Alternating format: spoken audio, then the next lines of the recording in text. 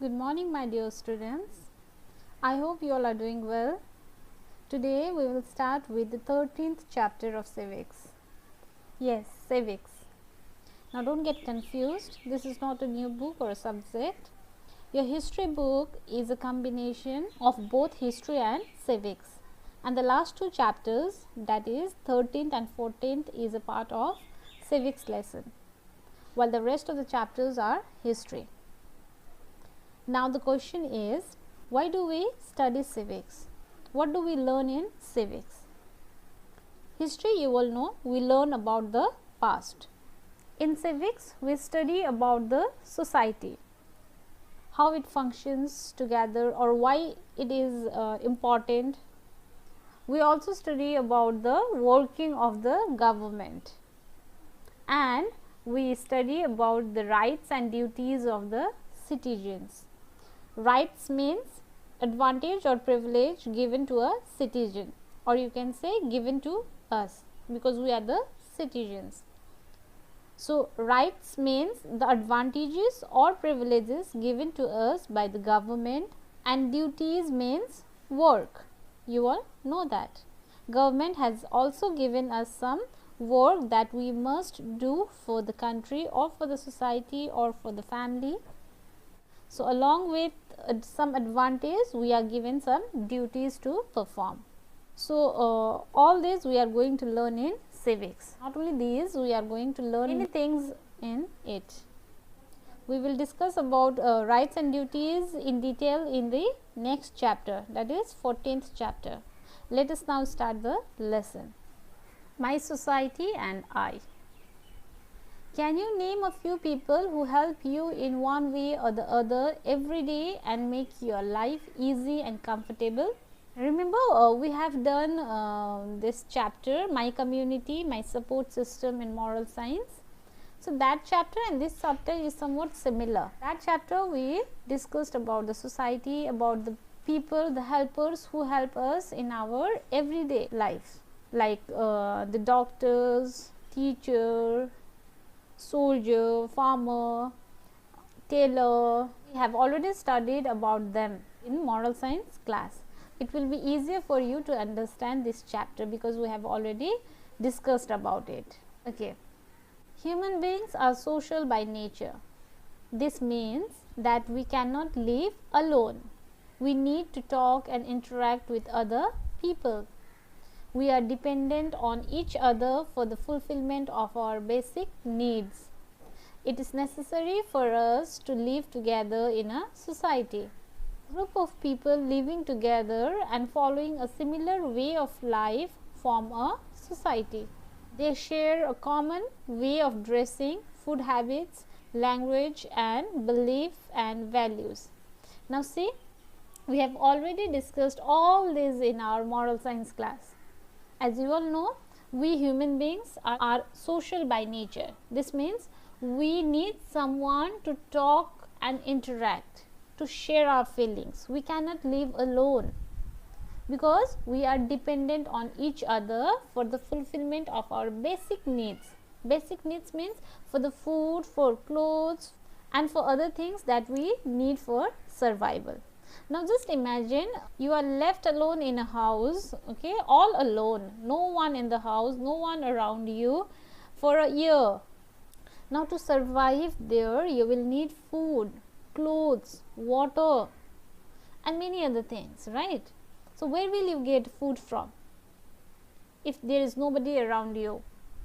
Where will you get clothes from if there is nobody around you? How will you share your feelings? How will you talk to people?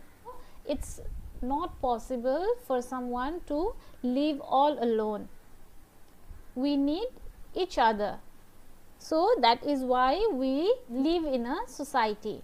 Now what is society? Society is a group of people who live together and they share a common way of dressing or common food habits, language, belief, values, customs, traditions. Now why do we need each other? That is because people cannot live alone. They need support within the family and in society. Our basic needs are food, clothing, and shelter. without which we cannot live. Every day we seek help from people around us to fulfill our needs, such as our parents, neighbors, friends, teachers, doctors, plumbers, electricians, carpenters, shopkeepers, farmers, and many others. The list is endless. So, you see, as I told you, we cannot live alone. We need people around us to help us. We live in a family, and the family lives in a society. We cannot live without our basic needs. So, what are our basic needs? It's food, clothing, and shelter. These are must. Why do we call it basic needs? Because these are must for a survival. To live, we need these three main things.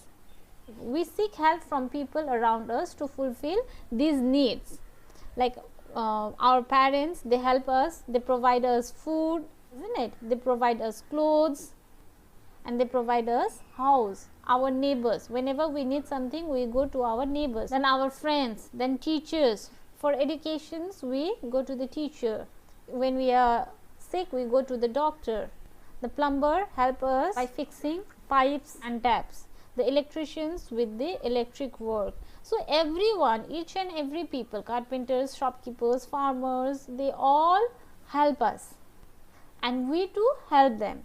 So, the list is endless. There are many people in our society, in our country, they all help us in many ways. We live in society because we depend on different people for different things. It is called our interdependence. Each one of us is a part of society. Society has different levels. We live in a society because we are dependent on each other. For the food, we depend on the farmers. When we are sick, we depend on the doctors. For education, we depend on teachers. We depend on different people for different things, and they depend on us.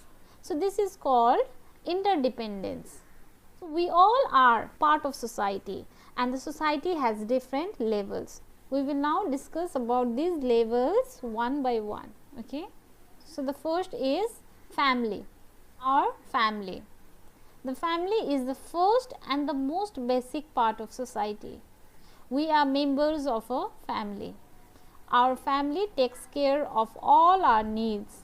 It gives us love, affection, security, and happiness.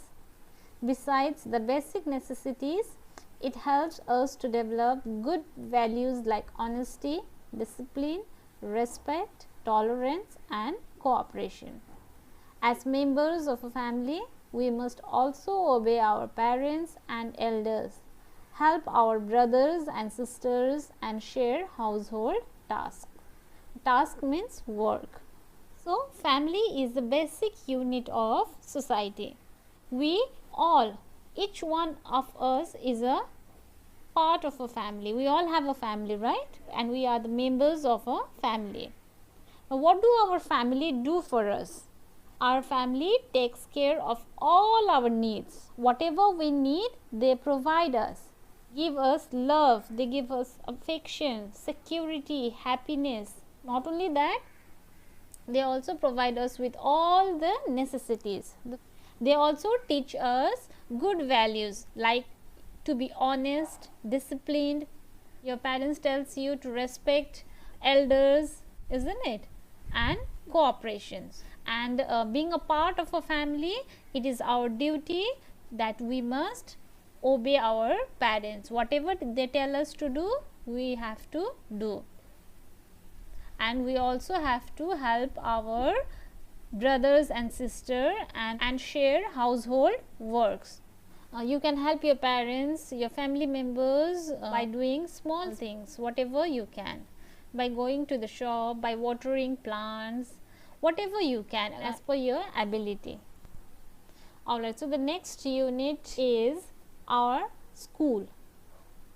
The school is our second home. It helps in our overall growth by providing knowledge and developing skills. It plays a major role in shaping our personality. It helps in strengthening up the values learned at home. In school, we interact with other children, make friends, and learn to share and care. Okay, so school is called the second home. Why it is called second home? Because you get to learn many things in school. Apart from gaining knowledge, you also learn other important life skills such as teamwork, good manners, unity, sharing, and responsibility. School helps in strengthening up the values that you learn at home. You interact with other children, you make friends, and learn other important life skills which will help you to be a good human being, to be a better human being. Find out the name of the great teacher on whose birthday we celebrate Teachers' Day every year. So, can you tell me? We celebrate Teachers' Day every year, right? So, why do we celebrate? Whose birthday actually it is? If you don't know, just find it out, okay? Alright children, we will end the class here today, and in the next class we will continue from here. You all read the chapter once, okay? So thank you children for watching.